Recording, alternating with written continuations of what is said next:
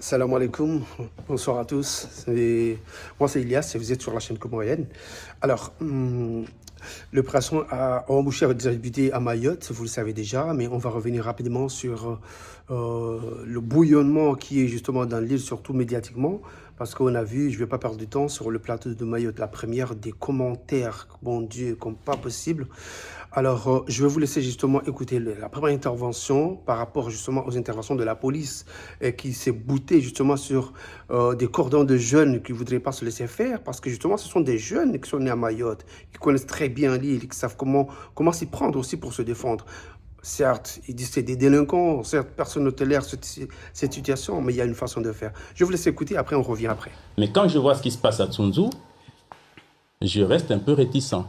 Des gamins qu'on voit de loin, enfin c'est même pas des gamins, moi je refuse d'ailleurs qu'on emploie ces termes-là, jeunes ou gamins, c'est délinquants, c'est voyous, c'est terroristes. Il faut, à un moment donné, il faut peut-être en tuer. Je pèse mes mots. Il faut peut-être en tuer pour qu'ils Non, qu ça, qu ça je peux puissent pas pas. vous laisser dire Oui, ça quand même. oui, non, vous ne pouvez pas me le laisser. Mais s'il n'y en a pas un qui est tué, il y en aura toujours Non, d'autres non. qui vont oser On peut tenter pas à dire tuer ça des quand même policiers. Non, mais sur s'il une tue des policiers, télévision la publique. On ne peut légitime pas défense, il est dire où? Comme ça. la plupart d'entre vous, j'ai été témoin, moi aussi, en direct, dans le journal de La Première, Mayotte La Première, quand il y a un certain Salim Mdere, je pense, qui appelait aux autorités françaises, dans l'île de Mayotte, à tuer les jeunes. C'est dommage, c'est triste. Honnêtement, quand j'ai vu ça, j'ai envie de crier, j'ai envie de l'insulter, j'ai envie de sortir tout le vocabulaire que je peux trouver pour être vraiment grossière, mais j'ai pensé, en fait, en même temps, j'ai mal. J'ai mal parce que justement, ce sentiment-là, c'est le résultat que les autorités françaises ont créé dans l'île. Ils ont instauré ce climat de haine. Et moi, j'ai entendu justement dans le même journal, ils ont repris les répliques qui étaient citées en 74-75. Rahashiri. Là, la réplique qui reste là à rajouter, c'est Karabenza Wandrua ou Karabenza.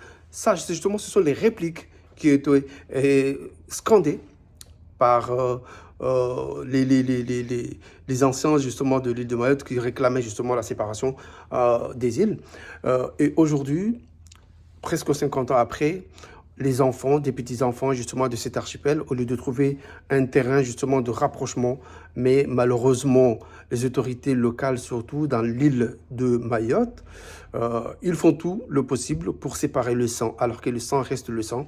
Donc, je voudrais dire justement à ce cher Salim Dere que vous n'êtes pas plus français que les Réunionnais, que les Bretons et les autres. Et je suis sûr qu'ils n'oseraient pas parler comme ça. Alors, ressaisis-toi, parce que c'est un langage vraiment, comment dire, c'est ridicule.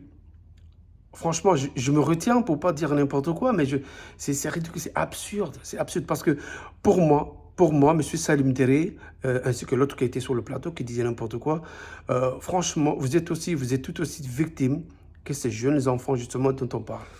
Vous l'avez probablement entendu, vous l'avez probablement entendu de la bouche du préfet de Mayotte, dans les journaux justement, que les autorités comoriennes ont décidé de ne pas laisser accoster les bateaux transportant justement des passagers en provenance de Mayotte, pour des raisons techniques, parce qu'il y aurait des travaux dans le port.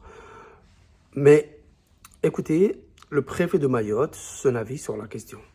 On revient après. Vous avez, on prend acte de la fermeture du port d'Anjouan par les autorités comoriennes pour des raisons de travaux. Moi je regrette que ce matin on ait un bateau qui ait pu partir avec 60 personnes dedans qui avaient payé leur billet. Parce qu'avec les Comores nous avons des intérêts communs. Tous les jours on a des échanges. Hier il y a 60 personnes qui partaient pour affaires, qui partaient pour vacances, qui partaient pour voir leur famille. Enfin ce matin aux Comores et qui ont été refoulées. Ce sont elles les premières victimes de ce qui est en train de se passer. Ce qu'on espère, c'est que dans le dialogue qu'on noue avec les Comores, on pourra reprendre les rotations rapidement et avoir ces rotations sur un mode normal. Alors, le préfet de Mayotte espère que les rotations et les reconduites des personnes arrêtées à Mayotte reprennent vers l'île d'Anjouan. Laissez-moi vous dire une chose, monsieur le préfet. Vous êtes à Mayotte depuis au moins 40 ans. Les Français, vous gérez l'île depuis au moins 40 ans. Mais ce qui se passe, c'est quoi? C'est qu'en 2019, il y a eu des accords entre l'État comorien et l'État français qui justement gouverne l'île de Mayotte. Vous n'avez pas respecté ces accords. Pour la énième fois, vous avez fait parce que vous vous sentez que vous avez une force militaire incomparable. Vous êtes sur le top 5 des forces militaires du monde. Donc, vous êtes permis de marcher sur les accords qui sont scellés depuis 2019 pour la énième fois, encore une fois.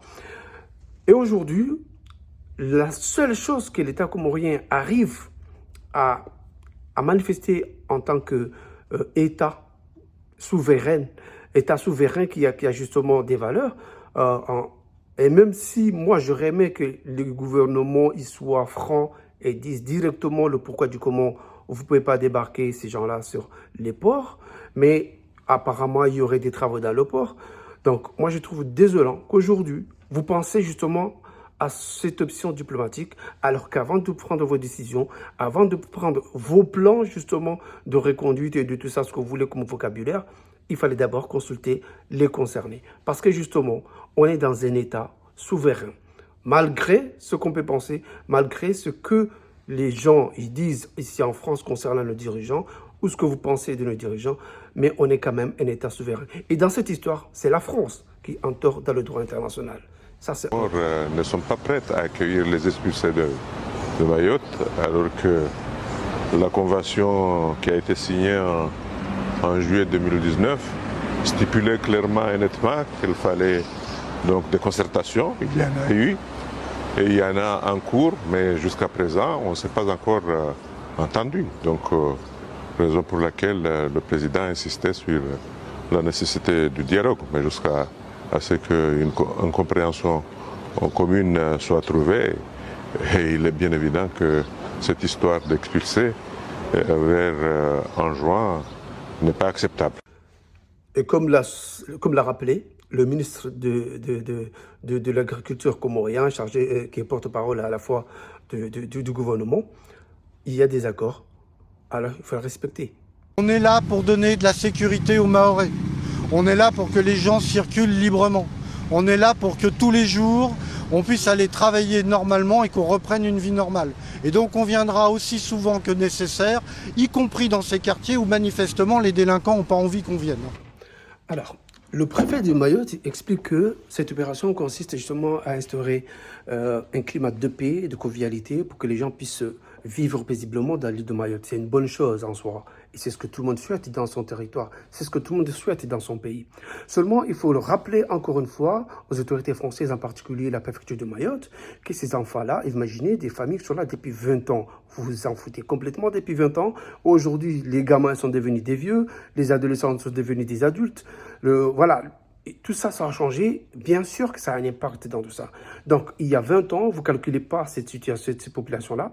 Aujourd'hui, c'est cette population qui ne connaît que ce territoire-là. Et c'est de se faire une place, comme ils pensent, parce que justement, on ne leur a pas justement montré un encadrement quelconque. On ne leur a pas inculqué justement une éducation vers d'autres options. Donc, ils font comme ils le souhaitent, ou bien comme, je ne sais pas, comme ils l'imaginent en fait. Donc, aujourd'hui, un climat de paix, c'est bien. Mais un climat de paix avec toute la population locale. Vous ne pouvez pas penser à la paix que pour une partie de la population. Là maintenant, si vous trouvez des solutions, il faut que ce soit des solutions pour tout le monde. Pour ces jeunes-là, pour ce que vous appelez des délinquants, parce que ces délinquants-là, que vous les appelez, ce sont des délinquants que vous avez créés. C'est vous qui avez créé ce climat. C'est vous qui avez créé cette situation. Alors aujourd'hui, vous ne pouvez pas débarquer comme ça et dire que vous allez claquer les doigts et trouver une solution. Normalement, vous devez aller doucement parce que tout ne se résout pas par la force, monsieur le préfet. Merci d'être fidèle à notre chaîne. Merci de nous avoir suivis. Avant de clôturer, je voudrais rappeler les invités qui étaient sur le plateau de Mayotte la première hier, qui parlaient justement du ministre Le Drian, alors que ça fait un an que monsieur Le Drian a été remplacé par madame Catherine Colonna aux affaires étrangères. Donc, c'est une drôle de façon de connaître son ministère des Affaires étrangères. Donc, je voudrais aussi rappeler les autorités françaises dans l'île de Mayotte que je pense que, sincèrement, ce n'est pas en débarquant avec toute une artillerie qui va mettre fin à cette histoire. Parce que ces populations-là, surtout, qui luttent dans cette opération, ce sont justement des populations qui conçoivent comme quoi vous êtes une menace parce qu'ils sont nés dans ce territoire-là. Ils sont nés sur cette terre. Donc, ils ne peuvent pas comprendre qu'on veut les envoyer ailleurs. Donc je pense que une autre solution pourrait être aboutie, que ce soit avec les autorités comoriennes ou bien avec les autorités françaises et avec qui vous voulez. Mais je pense qu'il y a d'autres options que de débarquer comme ça, à montrer les muscles comme ça ne sert à rien.